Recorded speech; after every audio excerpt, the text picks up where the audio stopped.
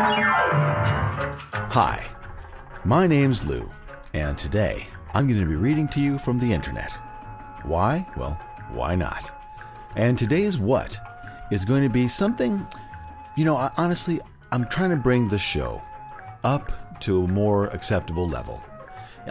I've done too many sex things, and I've done too many drug things, and too many just people are stupid things. So I'm going to try to I'm classing it up. I'm classing up the show this week by trying to really be selective about the site that I go to.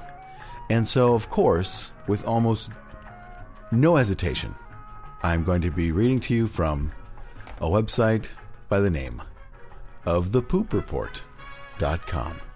Now, thepoopreport.com is a place where people post stories about pooping, but there's actually a forum where, the poopreport.com front page is really like the best stories shared on poopreport.com forums. So the forums are just full of people, chock full of people sharing stories about pooping and farting and peeing and other bodily functions. It's unbelievably stupid. But you know what? Some people apparently love the pooping. So let's jump right into the poop at poopreport.com, shall we? So the first thread we'll read is in the poopreport.com subforum, The World of Poop Report, subforum Poop Stories, in a thread by Wendy Millerzone that she entitled My Prom Poop, and it goes like this. It was my high school prom, and I was just finishing dinner when a strong urge to go to the bathroom made me get up. My friend said, "Are you okay?" And I said, "I really need the toilet." And she insisted to come with me because she needed to pee. So we went downstairs where the bathrooms were, and every step I took, my cramps got worse. I hate public toilets because my ass is too small to sit down. My friend went in a cubicle, and I waited painfully until she came out and said, "Have you gone?" And I just said, "I'm sorry for this," and ran in as fast as I could. I pulled up my dress and I made the loudest series of explosive farts ever. During all of it, I was moaning and groaning, holding my stomach. 40 minutes later, I flushed the loo and I came out to my friend, and I started to cry in embarrassment because she looked round and saw massive diarrhea stains all over my white dress. She gave me her spare t-shirt and shorts. Well, they were hot pants, really. Then it was the after party, and I started feeling the second attack coming on. This one felt bad. Very bad. I started having huge cramps, and then I felt massive amounts of air drop into my low intestine. I then began farting violently, and no matter how much I squeezed my cheeks to close them, they just kept coming out. I was now heading for the bathroom. When I got there, I saw a line waiting for it.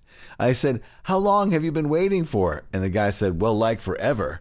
So with my hands on my bottom, I said, "But I need to go now." Then I was farting loudly again, and everyone looked. I moaned, "Ooh," and that's when the diarrhea began. Fuck. And that is when the diarrhea began to gush out of me. The hot pants were less than a foot long, and they had completely gone brown. I then rushed out and exploded in a public bin. I was on it for 2 hours, and the shorts shrunk so I couldn't put them back on.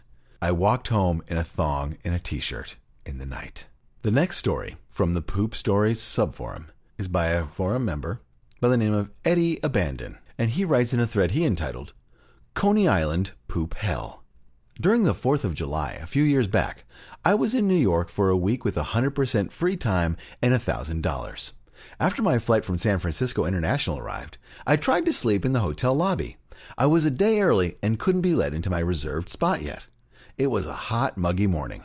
My laptop bag on my shoulder, my ever-watchful eye, and my large wardrobe bag, there was nothing I could do until places opened up in the morning. So I went outside and had some cashews with a down-on-his-luck drifter, splitting a 4-ounce bag equally. There was a bunk available for me at 10 that morning, so I went up, unpacked, cleaned up, and took off to see the town. I spent the long day wandering around Central Park and Spanish Harlem, in addition to riding trains to the great museums. I walked several miles and grew fatigued enough to sleep through a placidly uneventful night. I awoke driven to do something different the next day. I started off on the number 1 red train on the 4th of July to ride the Cyclone, and to see the sights at Coney Island as long ago planned. It turned out to be a trip I will never forget. I tried to diagnose the salmonella squadron attacking my butt. I didn't eat on the flight, so it wasn't fallout from runny eggs or staph. My food since landing was about 2.5 ounces of dollar store cashew nuts, and since my only cup of coffee since landing had been pretty weak by my standards, I began to wonder if maybe some sickness was on the hands of the guy I shared those nuts with. He wasn't visibly jit-prone, though. Maybe it was the West Nile virus.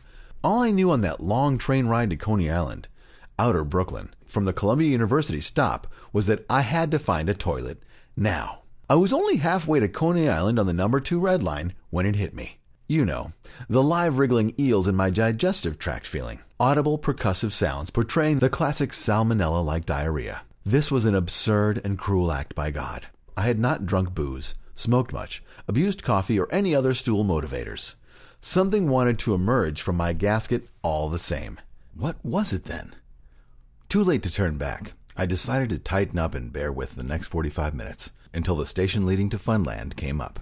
I am a shameful shitter, but measure myself as otherwise normal in all other departments. In this scenario, the shame seemed justified, as New York had welcomed me, asked for no excessive tithes or uncomfortable situations, and I was going to shit all over it. Or am I being excessively anal? I hobbled off the train, went up the escalator, and looked for a restroom in the subway station. Traversing the darkened scene added to my primal fear of soiling myself. As I continued the compression effort while walking, nowhere in the vicinity did I see a restroom. I practiced some form of hitherto unperformed Pilates, walking into the light of day unto a broad car-free residential neighborhood. I considered squatting in an alley and letting loose the russet tide. But again, fear held me back. After what felt like an alpine hike, the first thing I saw consistent with the hospitable toilet possibilities was the New York Aquarium. At this point, my discomfort was so great that phosphenes were distorting my vision. Though it was about 1 p.m., it looked like dusk. Rectal fatigue was spreading throughout my body. If I made it to the toilet, an ocean of water would be required to fumigate the stink. The lines to purchase a ticket were 60 people long. My internal mental quibbles erased any possibility of an attempt to walk to the head of the line to ask an employee to directly use the restroom. I knew they would know the state of my bowels, and this would expose my ignominy to one of my New York hosts. The microseconds standing in place were complementary to the squinting of my sphincter, but each jostle forward when someone got into the aquarium was an Olympic grapple with the unctuous brown fate. But I would let the crap kill me through the reuptake of toxin before I let it hit my drawers. This went on for 20 minutes. I'll cut the details short, Herculean as these efforts may have been. The best spent $20 of my life, purchased a ticket to the aquarium. I walked unsteadily into the aquarium and asked at the front counter for precise directions to the bathroom. I did my business with an audience of only one present.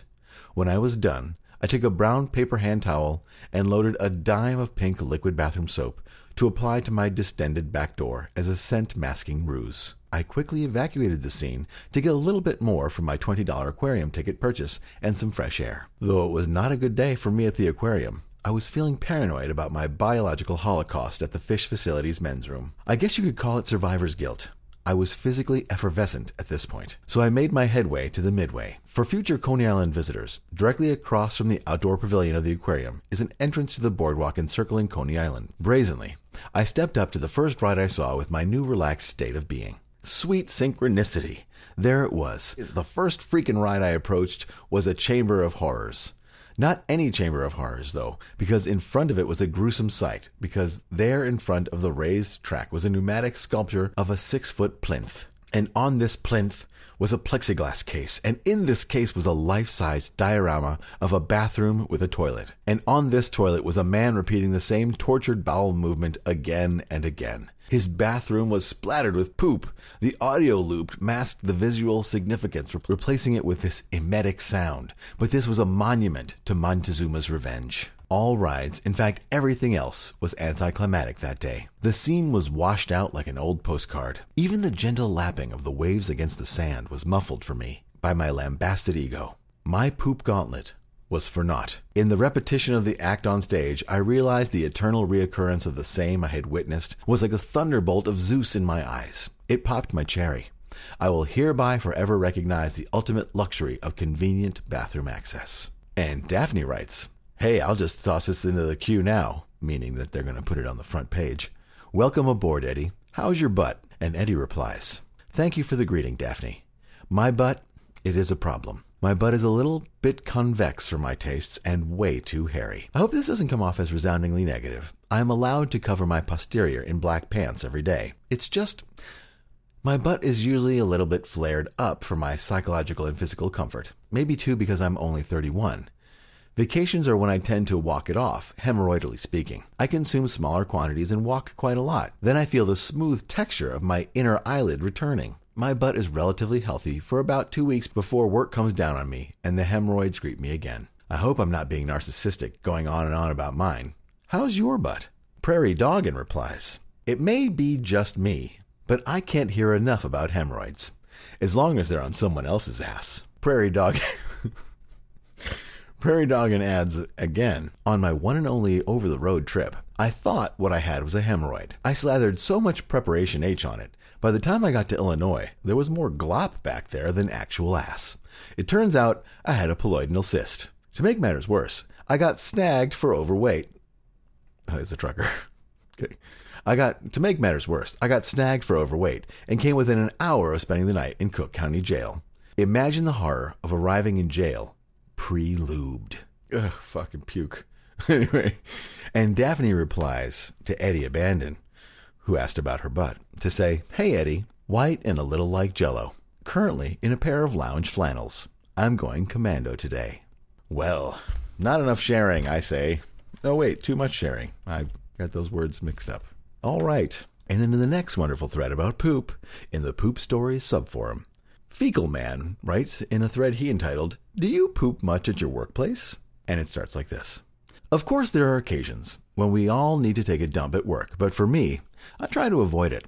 The staff toilet in my work is disgusting. On the actual toilet seat, there is all of this scum on the actual seat, especially where your tailbone would be. Anytime I do take a crap at work, I have to place individual sheets of toilet paper down on the seat because I can't bear the thought of sitting on the grimy thing. I'm sometimes surprised that it all goes down when I come to flush. I was just wondering what the toilets were like at your workplace. Do you guys have any individual stalls or like a room where you can just lock yourself in and relax? And Wonderpants writes, I actually do most of my pooping at work because I tend to do most of my pooping in the first part of the day. I can't really complain too much about my work bathroom. It has lots of room, doesn't stink, good TP, some kind of fan or something that muffles some of the pooping sounds. All in all, not a bad place to poop. And Miss Mad Crapper replies, I am forced to shit at my job every single day. But the bitch that keeps clean around here keeps it pretty nice, so I can't complain. If she would only stop spending so much time farting around on that damn poop website, maybe she could get around to putting out some better magazines or some shit. Jeez. Deja Poo replies, the crappers at my office are very nice. They're spacious. The cleaning crew keeps them cleaned and well stocked. The plumbing all works wonderfully. We have full-length mirrors behind the red granite countertops for the sinks. Oh yeah, we're shitting in the lap of luxury at my place of employ. And Fecal Man replies, wow, you guys are very lucky to have such nice-sounding toilets. The ones at my work are awful. They don't even have a window. The toilet paper is this really cheap stuff with dimples on it, and it's really quite rough on both sides. It cuts the arse off you if you wipe too hard. And RoboCrap13 adds, I hate to poop at work because I work in a restaurant and there's no employee crapper. You peel the paint and everyone knows who it was. The funny thing is that one of my coworkers likes to have lots of liquid bread, aka beer, on Saturday nights. This makes his shit stink. One day, I watched a customer approach the men's room after JT had been in there. The guy stopped dead in his tracks, turned around and shuffled back to his table trying to cork it in or tie a knot. And Miss Mad Crapper adds again, I hated crapping at McHell when I worked there too, Robo.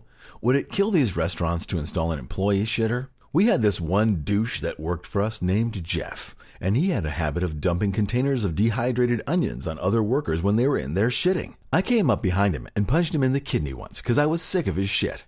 He said he pissed blood for 2 days after that. I'm certainly surprised I never got fired from there. Poopsie McGee replies, I am one of the noble savages, sometimes referred to as a stay-at-home mom, or as I prefer to say, housewife. I like to say housewife because I much prefer my wifely duties to my motherly ones. Anyway, I have the luxury of pooping in my own bathroom. I must say, it's fucking immaculate in there because I am an anal retentive neat freak and keep my home spotless.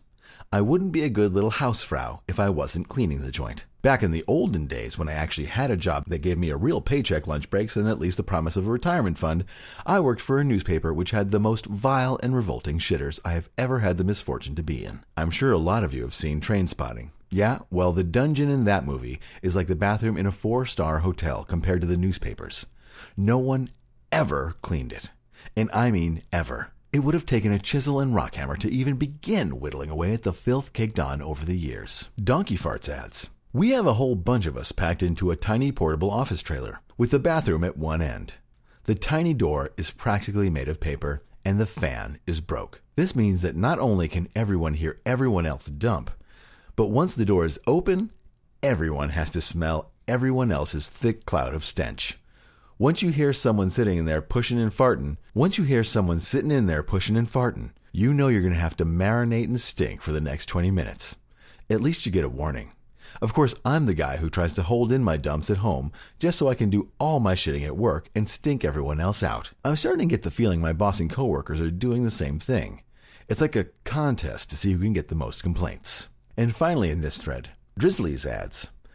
I went from working in a nice, newish university building to working in one of those 100-year-old houses that hold a single department.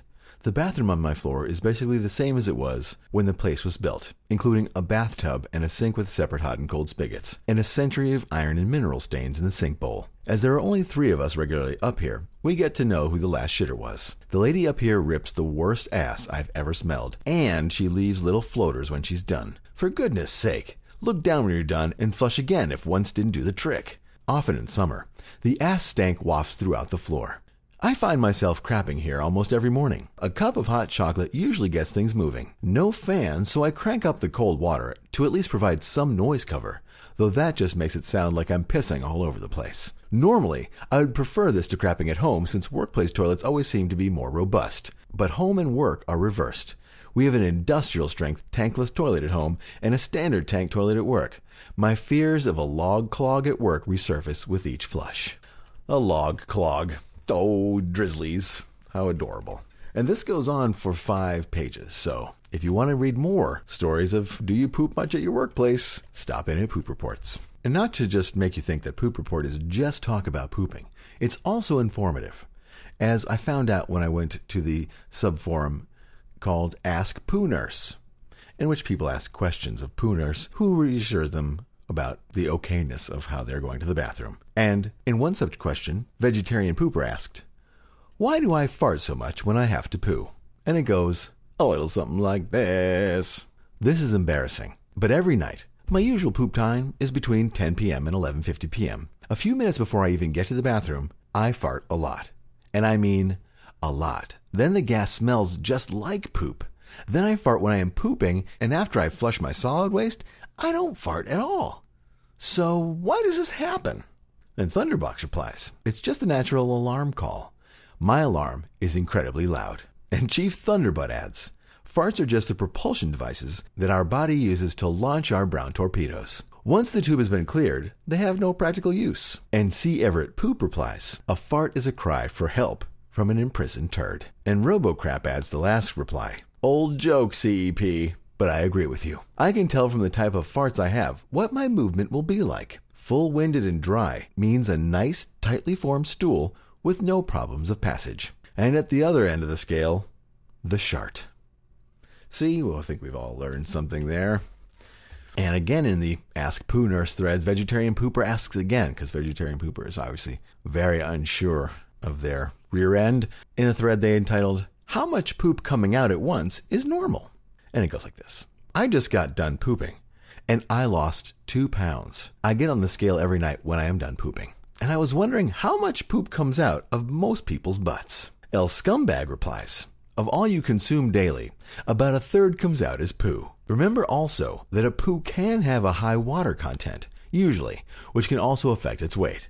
If you eat 6 pounds of food daily, a 2-pound poo is about right." If it all comes out at once, which that doesn't make any sense. Anyway, Prairie Doggin replies, "Since you were wondering, how did you weigh the poop? Did you retrace your steps and shovel it up?" Foxy Lady replies, "I'm always eating large amounts of food, so I'm always pooping large amounts of poop, sometimes several times a day. It's easy for me to lose more than a pound or two while I take a dump. And Prairie Dog replies, I'm just curious, are you a vegetarian? Veggies bulk you up and make them look much bigger while not necessarily heavier. I'm the opposite. I'll eat anything with legs except a table. My poops are so dense that they weigh more than a small planet. And Daphne replies, I eat a great deal of salad, but I take the biggest mega dumps when I've eaten Taco Bell. Seriously. Sitting Pretty replies, I have been eating a lot of chicken on butter lettuce, and last weekend I got the cramps for a blowout of lettuce and poop. It was mostly lettuce. I feel so good when I unload my whole colon. It's just that it doesn't happen very often. Taco Bell gives me stomach aches, so I don't eat it.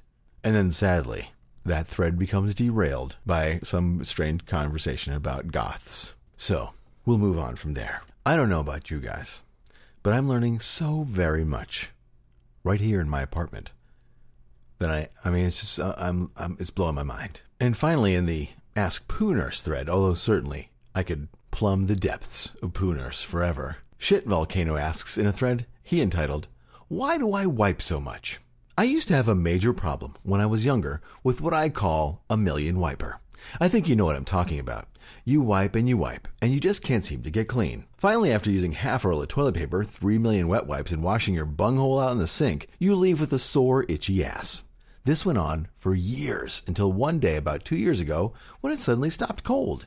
What causes million wipers in the first place? And why would they suddenly stop and start happening at random? Note, I stopped eating red meat 2 years ago because of iron toxicity, if I spelled it right. Maybe this had something to do with it, but I don't know how. And Poo Nurse replies, it's in the first actual incidents of Poo Nurse replying, Hi, Shit Volcano! Your instincts are, as always, right on. The major cause of sticky poo, and thus the need to wipe more, is grease and fats in the poo. This is probably well documented somewhere, but frankly, I don't have the time to look into it. Curiously enough, though, if you lean forward when pinching it off, you may notice very little, if anything, to wipe.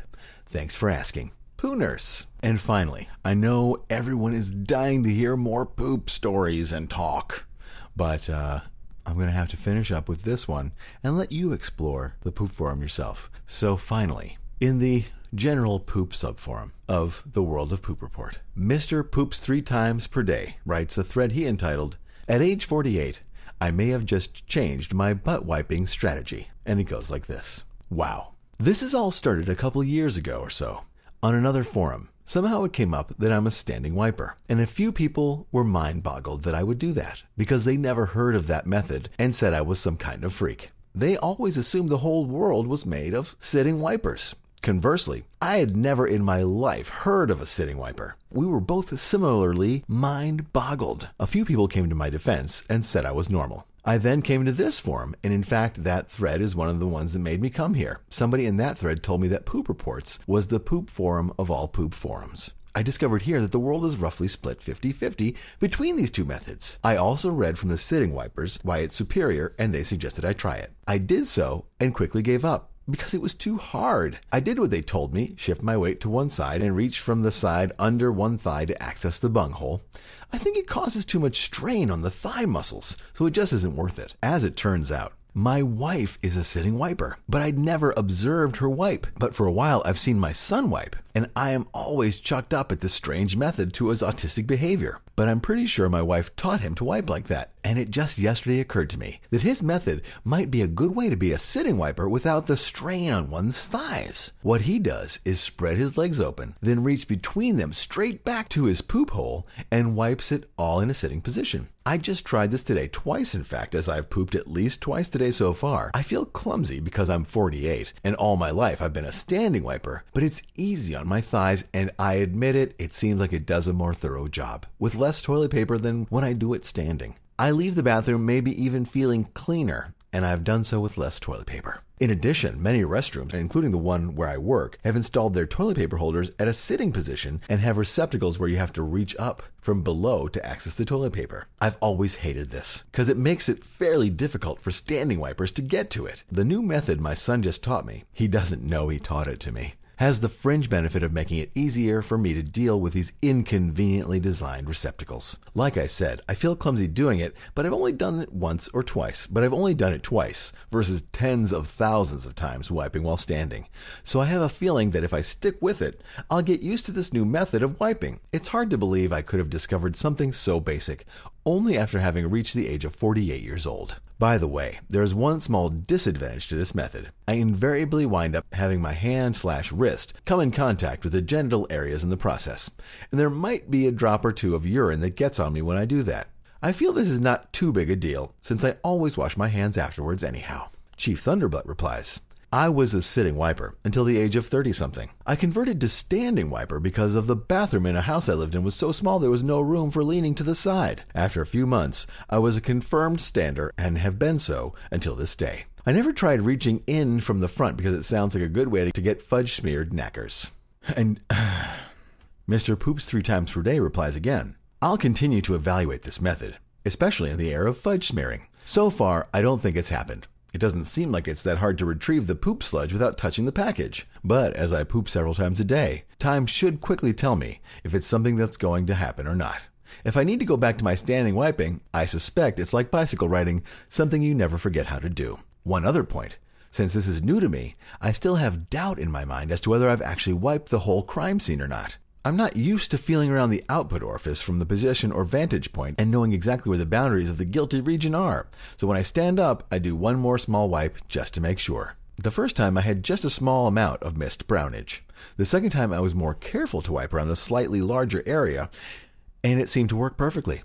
During the training period, I suppose I'll continue to do this testing and verification procedure. If I become satisfied that I'm doing it thoroughly and correctly and gain enough practice that it starts coming naturally and I have the confidence through enough trials that I indeed am wiping out all the chocolate sewage, then I should think I could stop at the final standing test wipe and rely solely on the sitting procedure. And Mighty Dickerson adds, I had never even heard of wiping while seated until I found this site. I've always been and always will be a standing wiper. In order to wipe while seated, my hand would have to go inside the bowl, and that just ain't happening. Okay, well, that is going to have to do it for thepoopreport.com, or just poopreport.com if you want to be technical about it. A wonderful place to go and read about poop-related things, meet fellow poop lovers, whatever you want to do that has poop in the title. I have to give it to these people. They have some very wonderful euphemisms for poop and going to the bathroom. But I guess if they just said poop only all the time, although I guess they do say poop a lot. Anyway, another thing to note about this website is that it is not heavily trafficked. A lot of these posts are several years old, but there is some current activity on the Poop Report, so don't feel like it's a dead site. It's not dead. I hope you enjoyed listening to Lou Reed's PoopReport.com. I know I enjoyed reading it. It was pretty dumb, but really, what were you expecting? What was I expecting? I knew what I was getting into. Anyway, thanks for everyone for appreciating the magnets, for the few people who did get magnets. I enjoyed sending them to you all over the globe.